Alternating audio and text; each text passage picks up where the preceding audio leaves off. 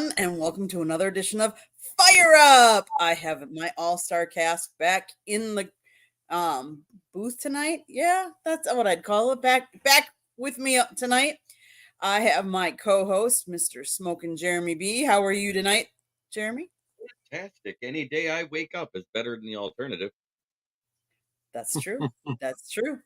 And we have fresh off vacation, Mr. Ralph Williams back in the house.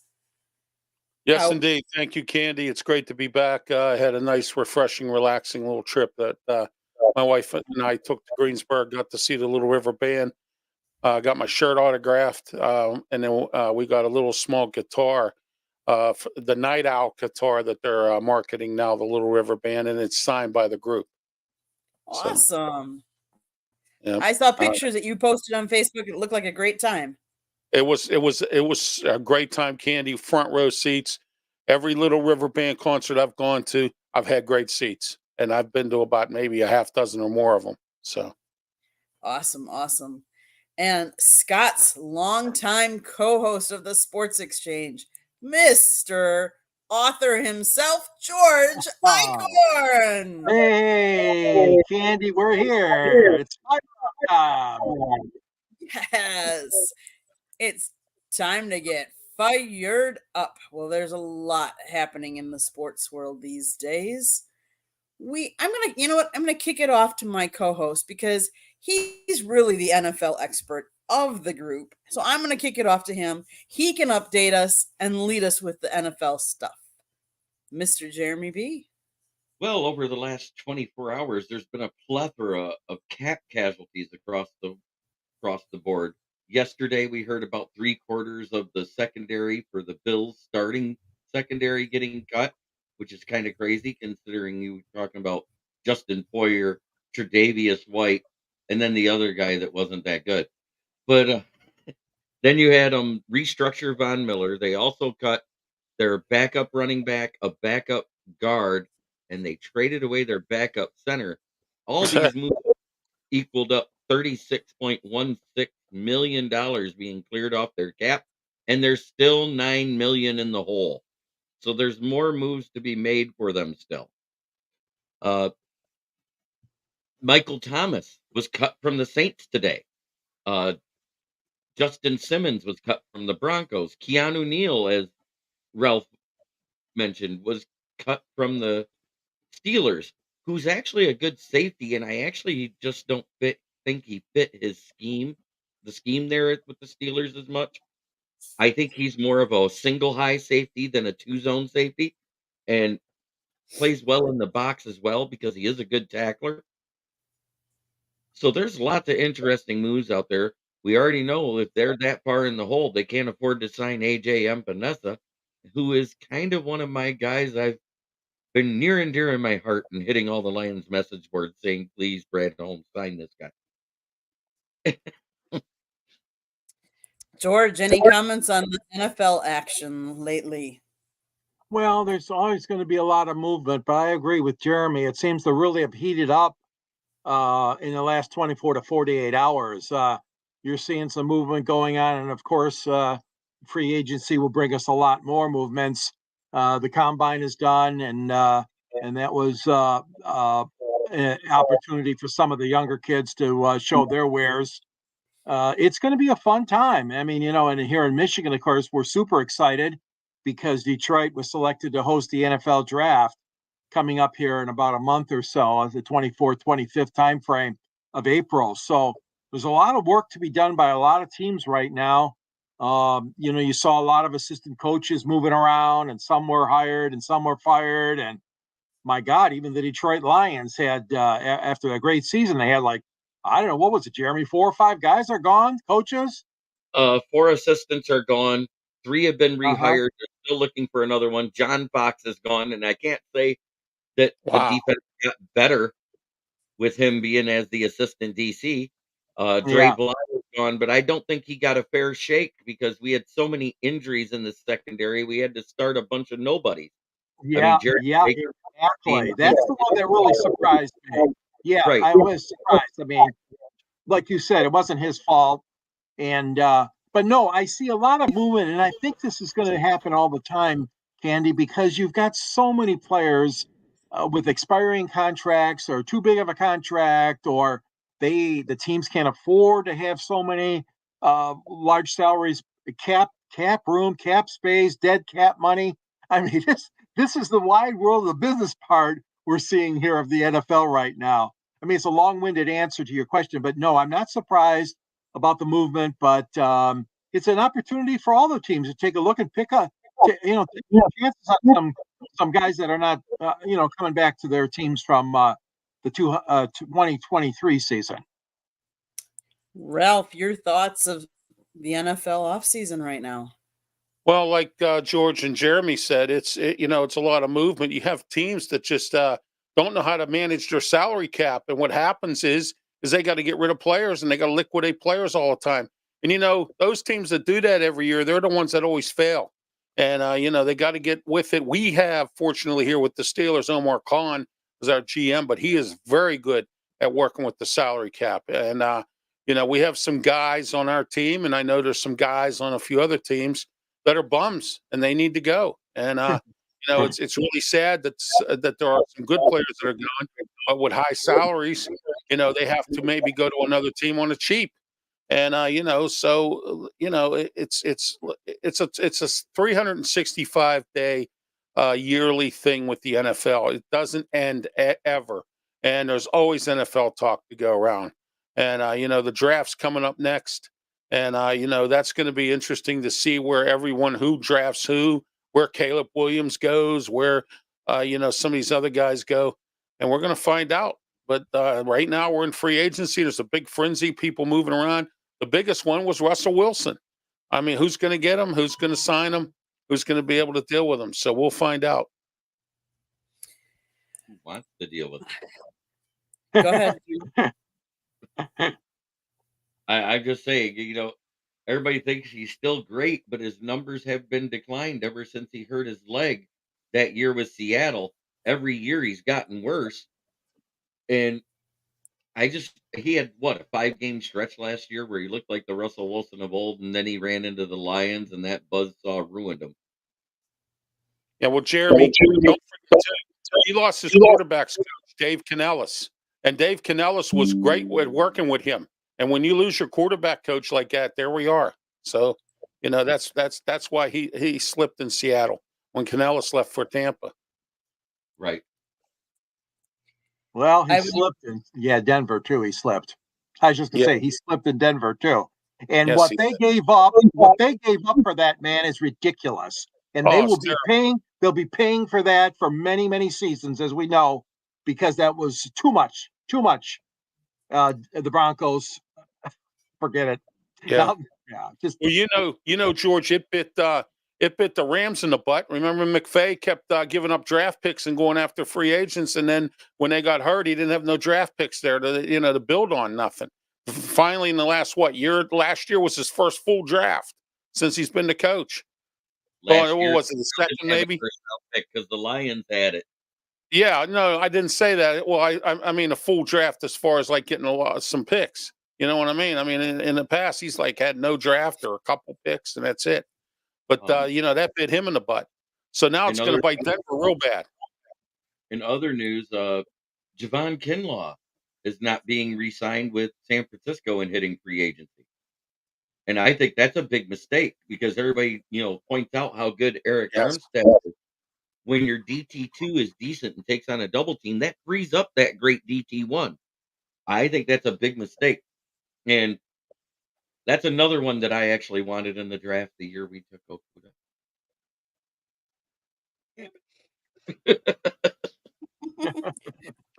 A little upset there, Jeremy, or what? I mean, there was 5 guys that we could have took that year that I'd have been like, oh yeah, that's a good move. I mean, if I know. Go ahead. If you heard Matt Patricia the day before that draft, he was all high on Derek Brown, Isaiah Simmons, and Javon Kinlaw. And then he casually mentioned, and I heard something about that Okuda kid too. And when it's a bad pick, when the coach that is bad walks off the camera so he doesn't make faces during the draft because that was the COVID year, that 2020 draft. He walked off the camera and left his dog sitting there facing his computer camera while right after Bob Quinn said, "And with the third pick, the Lions select Jeff Okudah." All you saw was his eyes roll. I think his ears flexed so hard his pencil broke. Oh man. Him and Mike Tice. Mike Tice was good for having a pencil in his ear, man. He still does it too, I think. Yeah. So it's been kind of crazy. I do know that there are rumors out there now that the Jets and of course Aaron Rodgers isn't done poaching from the Packers to trying to make the Jets the Packers East, and that they're looking at David Bakhtiari now, Mr. Injury Prone. Wow. Go ahead. But hey, take him. You know, he's not getting younger and he's been injured so many times that it's not even funny. But the other news that I wanted to kind of talk to, and it's not really NFL, but it's related to the NFL because it has to do with the Kansas City Miami Dolphins game where it was so cold. They are now saying most fans who were referred to the Missouri Burn Center after suffering frostbite injuries during that wild card playoff game where it was so cold. You guys remember that, right? Yes. Yep. They're recommending 70% of the people who were referred to the center for frostbite now have been advised to have scheduled amputations. The patients who aren't failing amputations still have to deal with lingering effects. They say it's a lifelong process. They'll have sensitivity and pain for the rest of their lives and are always will be more susceptible to frostbite in the future. So they're educating people that yes, it was cold. Yes, they kept the game. One of the guys said he took his hands were exposed to the elements for like 5 minutes because he was building a tent pre-game so they could do tailgating. And now he's having problems. He might have to amputate some of his fingers. So all I'm going to say to people is if there is another game like that, just please be careful. Please be careful. And Candy, thank you for mentioning that because I can relate to this, and Jeremy knows too. The days when the Detroit Lions played, of course, at Tiger Stadium, and we didn't have perhaps as frigid a situation as Buffalo has. At Green Bay, it gets colder too than Detroit does usually in the winter. But boy, oh boy, I can remember going to those games and sitting in those stands, and I agree, they were just bitter cold. I mean, we had one game against the Minnesota Vikings on Thanksgiving Day. Obviously, Detroit has that early slot, as you all know.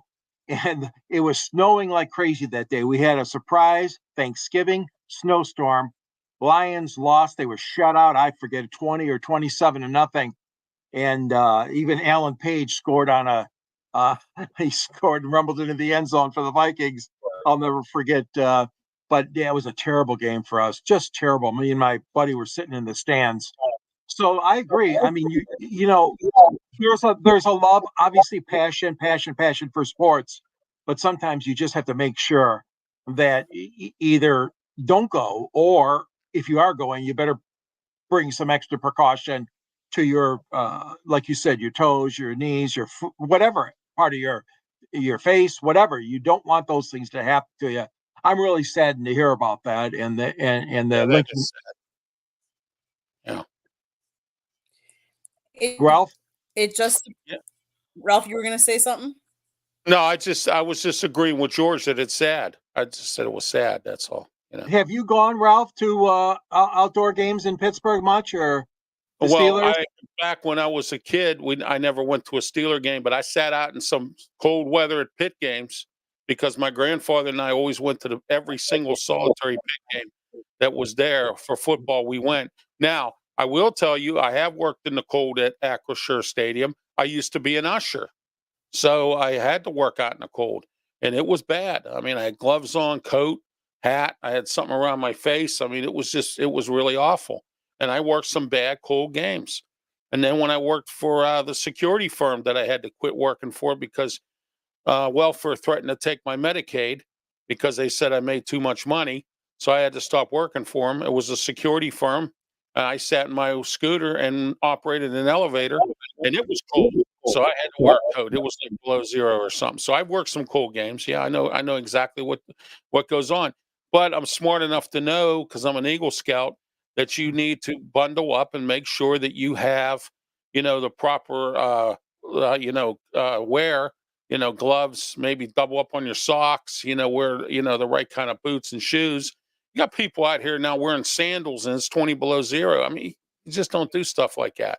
And that's probably what the case of that is.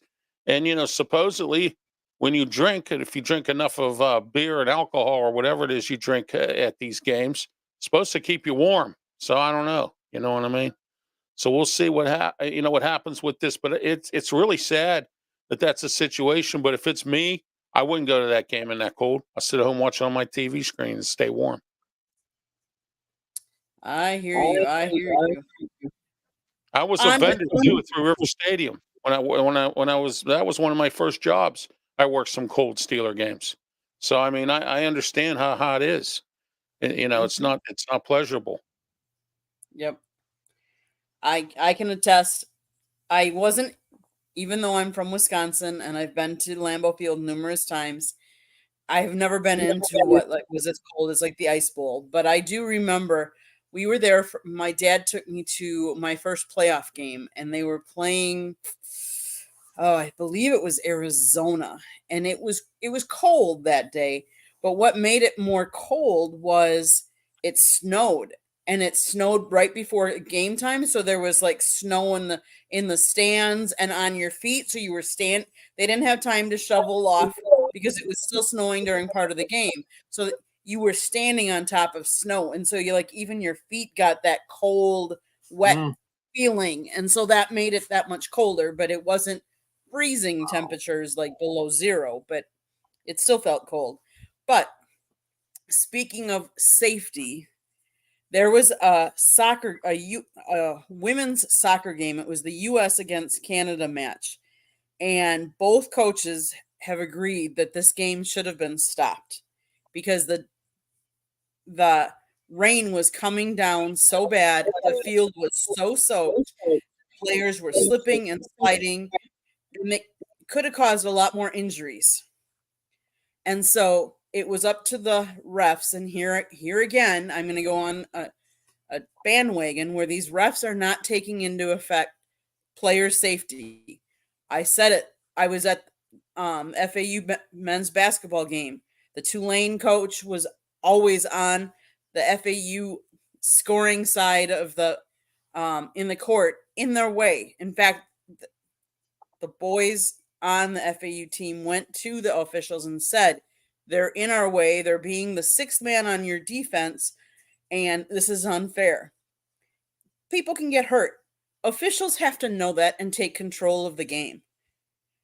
I just don't understand how they don't. You see now in hockey, let's say, they're let's face it, we all go there.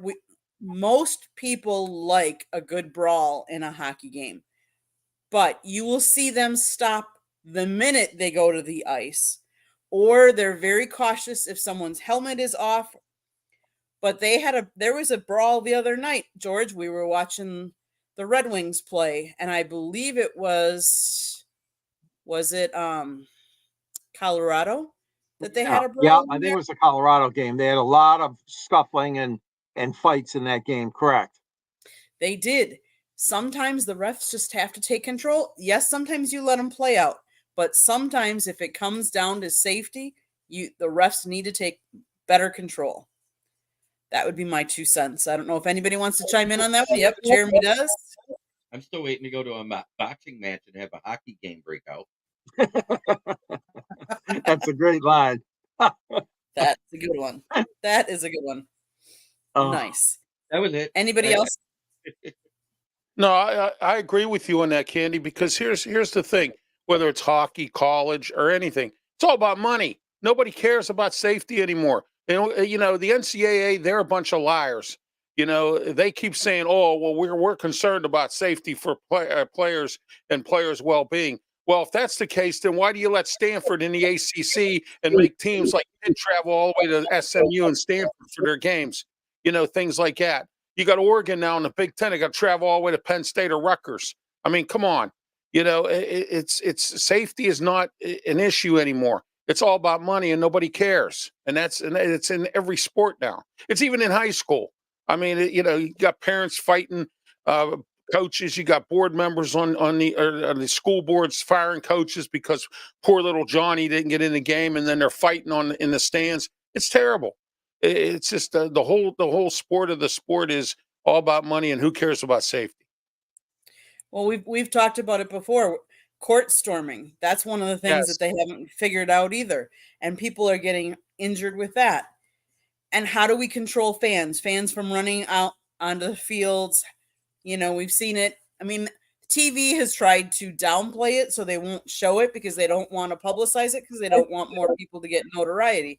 But you've right. seen it even in NFL games. You see it in baseball games. You see it all over the place. But one of the topics I wanted to get into, and the name of the show today is Tradition. And I guess the reason why I saw that, wanted to talk about that, is I saw an article today that talked about, and I'm sorry, George and Jeremy, I know you guys are Lions fans, and so you are not Packers fans, and this is a tradition that the Packers do, but I thought it was interesting, so I kind of wanted to share if any of you know the origin of the Green Bay Packers bicycle tradition. Do you guys even know what the bicycle tradition is? No. No, No. I was ready to take a nap. You said Packers. No, Candy, is it, did they ride a bike around the stadium in the cold, or, you know, before the game? Is that what they do? It's not before games, it's before practice. It's Oh, before okay. it's during training camp. So Right. basically, years ago, this tradition actually started pre-Lombardi. It started in 1958. And this guy's name is Dave Goodneer, and he was 10 years old when him and his brother, with brand new bicycles, would took their bicycles down to practice for the training camp. And the guys would come out of their locker room, and then they would walk to the practice field. And so these kids every morning would take their bikes, spend every morning, every afternoon watching. One of the kids, his favorite player was John Smynek. He was number 27, and he was a defensive back. They'd pedal from the locker room entrance to the stadium and wait for players to arrive on the buses and go to the stadium to suit up for practices. Then they'd sit on the bleachers and watch practice. One day, this guy worked up enough courage and went to John Smynek as he came out of the locker room and asked him if he'd like a ride down to the practice field.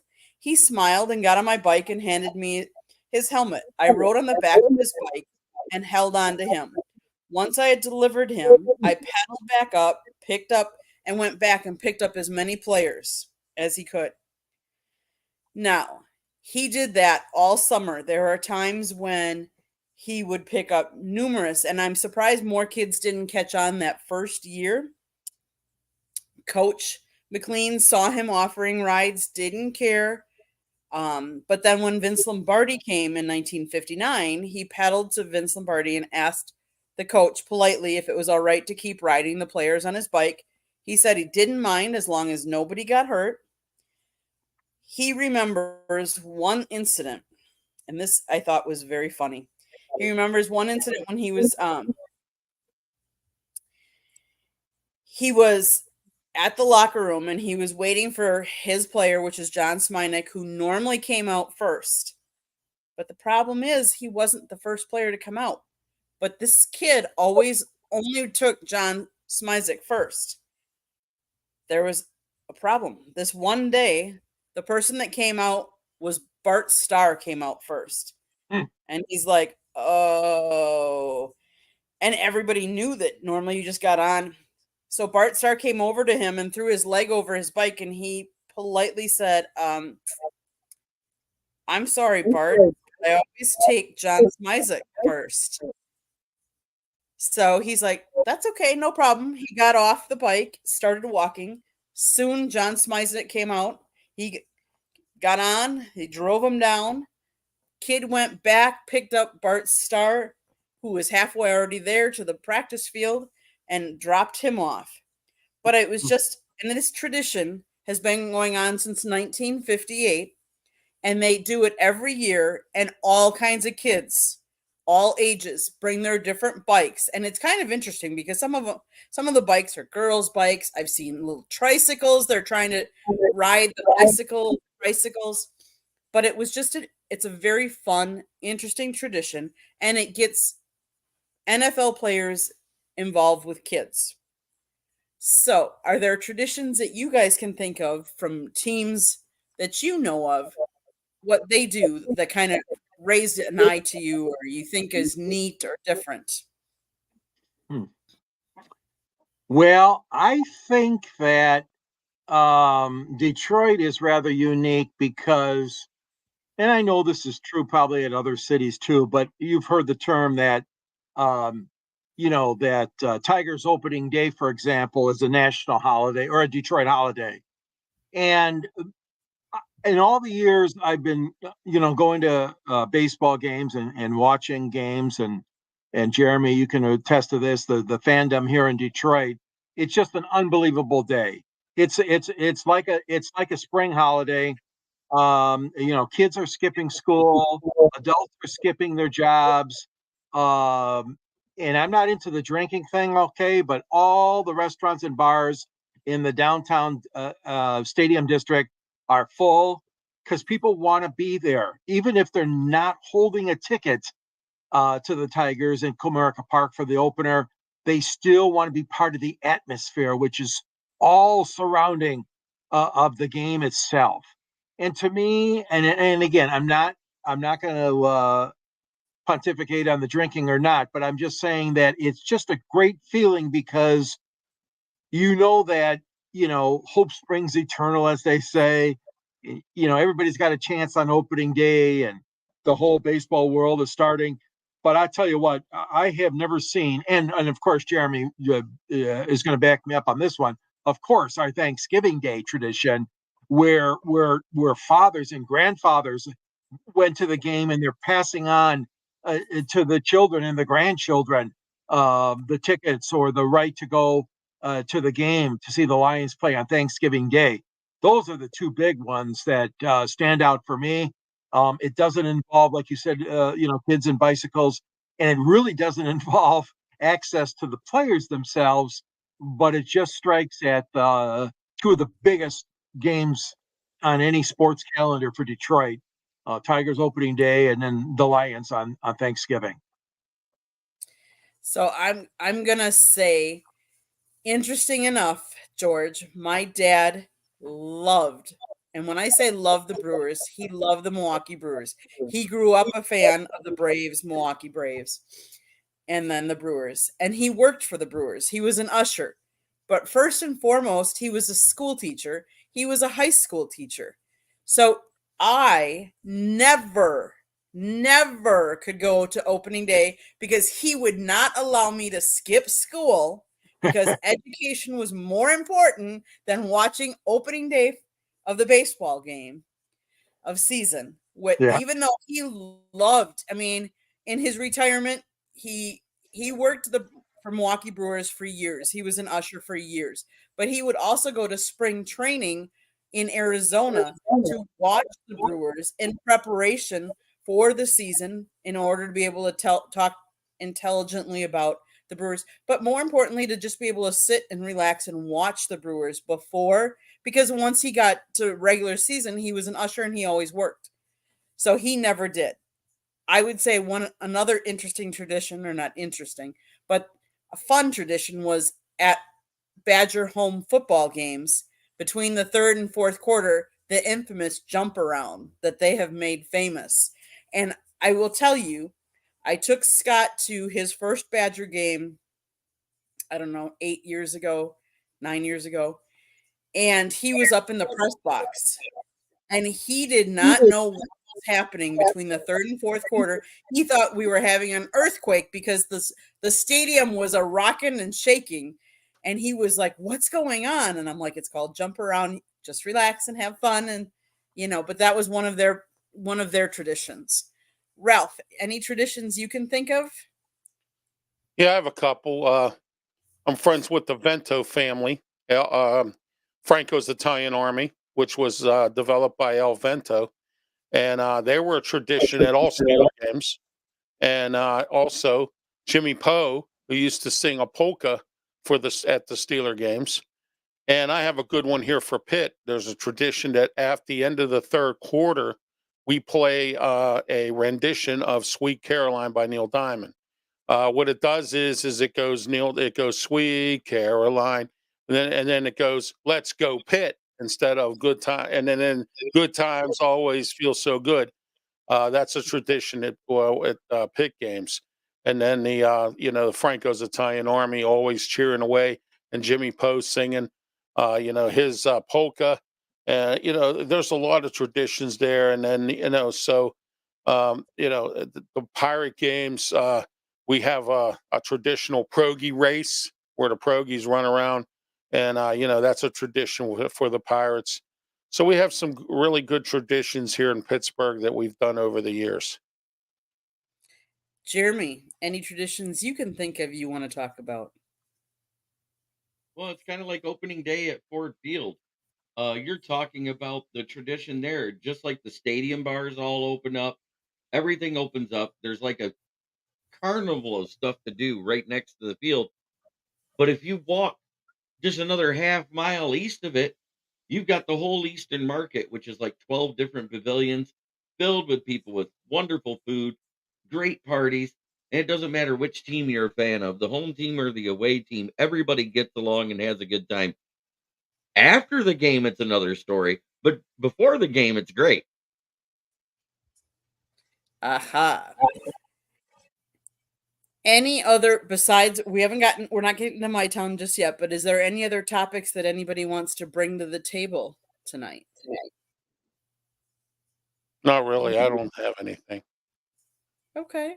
So let's talk my town because we talk about in each episode of Fire Up on Thursday nights, we talk about some interesting topic that is happening in the sports world, either in the town you live in or the town that you grew up in.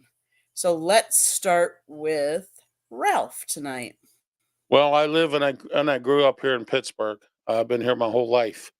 What I'm unhappy about is our sports teams. This is the worst they've ever been. The Steelers, haven't made it to the Super Bowl in a while. The Pirates, forget about them at times. Okay. The Penguins now are stinking up the joint. And the only team that's really doing anything right now here in Pittsburgh is the Riverhounds, Pittsburgh, of our USL soccer team. They've been to the championship a few times. This year they lost in the first round of the playoffs. Last year they made it to the championship and lost to Louisville. So, it's pretty sad. And our Pitt football this year was bad, 3-9. So it's been a rough year for Pittsburgh sports, and I hope things get better.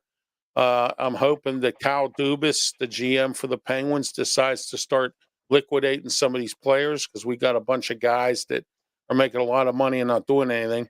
Eric Carlson, one of them. And then the Pirates now are starting to spend a little bit of money. They re-signed Mitch Keller. They brought in some guys who, they're developing some people. They're getting there. If they make 500 this year, I'll be surprised, with what they have. And we're going to find out. The Steelers, on the other hand, continue to be mediocre. And I don't care what anyone says about Mike Tomlin. When the idea is, as Bill Cowher would say, if you're not in it to win the Super Bowl, you shouldn't be in the NFL. So that's my town stuff tonight, Candy. Thank you. Okay. George, what's happening Well, in your town? this little team called the Detroit Red Wings are in a little bit of a slump right now. So, the winning streak is over. They've lost 3 in a row now. Their captain is out for a minimum of 2 weeks with a lower body injury, Dylan Larkin. And so now I think you got to take a more caustic approach if you're a Red Wings fan. They still have a 4-point lead. In the race for the wild cards. There's 2 wild card teams, as you guys know, that make it in each of the conferences. But that lead was about 8 points just about a week ago. So the Red Wings better watch out because it's a tough grind. They lost to Colorado the other night. They got to play a lousy Arizona team. And I'll tell you what, they better win that game because right after that, they got to go to Las Vegas and play the defending Stanley Cup champions. The other thing in my town, and I mentioned this on Pundit's Pundit tonight, would you believe if I gave you a record of 19 wins and 105 losses? I'm not kidding you. The Pistons have won 10 games and lost 52. The University of Michigan men's basketball won 8 games and lost 22. And the University of Detroit Mercy Titans men's team won 1 game and lost 31. Just a horrible, horrible record of 19 and 105 for 3 of our teams that are close to this geographic area. Now, that being said, Michigan State Spartans men and the Oakland University men, which is in a city called Rochester, they both have a chance to make the big dance. So I'm not taking anything away from Tom Izzo's Spartans or Greg Campy's Golden Grizzlies. But those other 3 records are just atrocious from the Pistons, the U of M basketball, and the University of Detroit Mercy, which was where Dick Vitale got his had some great years as coach. So those are the things that come to my mind, Candy. Kind of a negative, Okay. my town, but there's still hope. Okay. Smoking Jeremy B. Well, mine has to do with the Lions. Today they brought in CFL interception leader Quantez Stiggers in for a pre-draft visit because he actually went straight from high school to the semi-pro fan-controlled league where Terrell Owens came out of retirement for a couple of years ago. And he actually was the league leader in interceptions for that league the 2 years it ran. So we're talking about a kid who decided to forego going to college because NIL wasn't as prominent where he was. He came out of an Atlanta school and Georgia hadn't ratified it yet. It was passed, but it wasn't ratified into law. So he went straight to semi-pros, did his 2 years there, then was signed by the Argonauts and was the interception leader on a field that's 55 yards wide and 110 yards long, which means that's 5 square yards extra wide and 10 square yards extra long. And he was the interception leader. He's another one of those guys that you really don't think would have a stamina problem in the NFL. He was not invited to the combine, but he is projected to run between a 4.4 and a 4.45. This kid is 6'2" and 205 pounds. At 21 years old, I hope he's the 7th round pick for the Lions at 247. If it isn't him, it better be Joshua Carte of Stanford, a kicker, because Michael Badgley needs competition to push him. Okay, my town. First of all, I'm going to say I live in South Florida. Right now, being a Panthers fan, they're doing awesome. They're having a good year. But we've seen it before where they've done really well in the regular season. Let's see if it transfers into the postseason. But what I really wanted to talk about, and the name of the show was Tradition. And the tradition I'm going to say is going to start happening really soon. We turned the calendar on the month. It is now March. And what happens in March but March Madness? It is exciting to be both of where I'm from, and where I'm from is Wisconsin, and I live in South Florida. Right now in the top 25, Marquette from Milwaukee is rated 8th. They're having a really good year. They'll be in the dance. But also down here in South Florida, we have USF, which is Scott's alma mater. They're ranked 24th. FAU just fell out of the top 25, but they made the Final Four last year. And then there's also Wisconsin ended their season tonight at home with a win, and hopefully they'll make the big dance. Even if they don't, it's been an exciting season. College basketball is here. The tournaments are starting, and it's just a fun time of year. If you're a college basketball fan, and if you're a basketball fan, if you're not watching college basketball, I don't know why. Because to be honest with you, for me, college basketball is way more fun to watch than the NBA, where they don't know defense at all. But it's exciting to watch. It's exciting time of year, and it is a tradition, March Madness.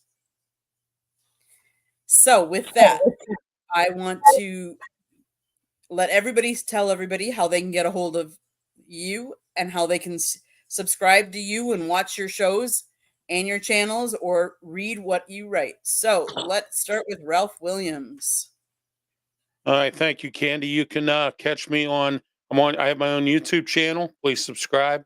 I'm up to about 139. I'm looking to get to about 200 by the end of the year, and I hope it's even more than that. Ralph, please subscribe. Is your YouTube Ralph Williams, or is that how Yes, Ralph Williams? Yes. Okay. Yes. Perfect. So yeah, that's my YouTube and Facebook, LinkedIn. I'm also on Twitter X, and I also am on Tumblr. And I have my own radio show every Tuesday on Beaver County Radio, 4 to 6 p.m. with me and Smoke and Jim Frazier. We talk about all assets of sports this Tuesday. Our guest will be Matt Venzel from the Pittsburgh Post-Gazette to talk Penguin hockey. And I have Mike Mitchell, not the football player, but the reporter. He reports for the UFL. So we're going to find out about spring football coming up with the UFL. And then Tad Morey to talk about Duquesne sports. That is this Tuesday, 4 to 6 p.m. Beaver County Radio. Okay, awesome. And I have a bunch of other shows, including starting March 11th. All my regular programming comes back. And I have a new show called Sports Capsule, which means I'll be coming on at any time of the day to give you sports updates on things that are going on in Pittsburgh sports. So will all those be on your YouTube channel? If they subscribe, they'll get notifications? YouTube, Facebook, Twitch, and Twitter X platforms. Perfect. Sounds good. All right. Thank you. You're welcome. Mr. George. Mr. George is holding a copy of Detroit Sports Broadcasters on the Air, and you'll find a link at the end of my column where you'll find great writers such as Jeremy Ballrick, Scott Morganroth, George Eichhorn. Oh, no, not me. But anyways, there is a link at the end of my column if you'd like to take a look at the book. Thank you very much for those that have purchased it already. You can find me at the South Florida Tribune, and I write for the Motor City Tribune. Also, catch me on 108 Stitches and Pundits Pundit and Fire Up and the Sports Exchange. Great shows that been a privilege to be part of. You can reach me at gicorn@yahoo.com. You can reach me on Facebook, and same thing, my name, and also subscribe to, if you're part of the Twitter family, I'm at SanDG Sports 99. So thank you very much, Candy, for hosting, and Jeremy for co-hosting tonight. It's been a great show. Thank you. Okay. Mr. Smokin' Jeremy B. Besides subscribing to the little red button that you see down by Ralph for the South Florida Tribune YouTube channel, and then going to Ralph's YouTube channel, Jeremy, I think you have your own as well. Well, among other things, yes, I am on the SouthFloridaTribune.com, as George Eichhorn mentioned. And those guys are the great authors. I'm the new guy on the block there. You can also find me right here on the South Florida Tribune channel for any of the Fire Up shows, which I'm always a part of. You can also find me occasionally on Inside the Pigskin and anywhere else Scott may call me up. Who knows? Maybe one day it'll be on something other than just the plethora of sports people. Maybe it'll be a one-on-one. You never know. But that being said, you can also find me on my channel, which is Kneecap Biting with the Motor City Lions. And I'm also on another YouTube channel simultaneously which is Football Talk 365, where I do my morning talk show, 11 a.m. Monday through Friday, Lions Talk with Smoke and Jeremy B, and my co-host Dan Von Doom Leonard. And then you also have, of course, the title of the channel is my primetime shows at 9:30 on Mondays, Wednesdays, and Fridays. Wednesdays is NFL based, where I talk about every team. I've been doing the mock drafts for every division every week so far. Next week is the NFC North and the AFC North division. Awesome. And I actually treat each team just like I would if I was their GM. I look at best player available and what the team's needs are. I actually do the research. I believe that about you. I really do, because you do research and you know your stuff. So I give you a lot of credit, and that's probably why you're my co-host too. Because I'm not, I get some smarts too. Hey, you're But smart. anyway, so if you're watching us now, you're catching us on the South Florida Tribune's YouTube channel. Please, if you haven't already, if you see that red subscribe button, that means you didn't hit it. Please do so. Share us, like us, tell your friends all about us. If you like baseball, Monday nights, 108 Stitches Baseball Talk. If Tuesday nights, Inside the Pigskin, where we even have a former NFL player on. And a lot of times we have Coach Bonamego, who actually coached in the NFL as well. Wednesday nights, Sports Exchange. Thursday nights, Pundit, Fire Up. We do take Fridays off, believe it or not. And typically we take Saturdays off too. But that's when we're out in the field. So I want to say that my husband, Scott Morganroth, will be out in the field on Saturday. Unfortunately, I have to work. And he's going to the FAU men's last home basketball game on Saturday against Memphis. And then next week, Friday and Saturday, he will be heading out to Sebring, Florida.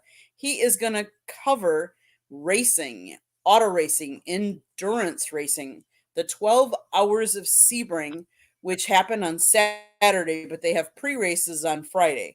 So Saturday, I think it's at 9:40 a.m. till 9:40 p.m. They constantly race. And when I say the 12 hours of Sebring, if you're not familiar with it, is, as far as endurance racing going, I'm going to say it's probably one of the most, how do I want to put this? Challenging. Grueling. Grueling and challenging, because it's on an old air base. And so it's not even, it's not a racetrack like these smooth, like Daytona 500. It's more of an off-road track. And it really, when you talk to racers, they're saying how grueling it really is and how much give and shock there is in the road and the race. But he's going to be covering that Friday and Saturday of next week. So come on over, pop over to South Florida Tribune. You never know when he might go live. Go to his Facebook, Scott Morganroth, or South Florida Tribune, because he might be posting videos up there. But otherwise, sometimes we do Fire Up on the weekends. Sometimes we do Professor and Pupil. You just never know. But if you like to listen to podcasts, all of our shows are on our podcast, are on wherever you get your podcast, iHeartRadio, Apple, Spotify, Google, all of those. But one of the most important things is Scott wrote a book, Lessons from the Microphone, tuning into the enduring of visionary leaders. He wrote this book last year. Please go out and buy it. It's on Amazon and Kindle. We're going to be putting it out on more platforms, and we'll tell you as we do so. But right now you can get it on Amazon and Kindle. It's about him being in the media for over 40 years and how media has changed, people he's interviewed. Go read it. It's a good read. Let me think. Did I miss anything?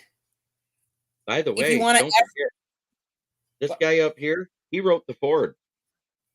He did. George wrote the foreword. Yes, Mr. Forward George. march. Forward. Over. Forward Thank down you. the field. Thank you, Jeremy. And he did a really good job. So you want to get the book and read it. But this has been fun, guys. I really enjoyed the show tonight. Thank you for joining me. And Jeremy, you want to close us out? Sure. As I like to say at the end of every single one of my shows, try every day to be a better person than you were the day before. It's the only way to make the world a better place. It starts in here. Much love. Much love, everyone. Have a good week.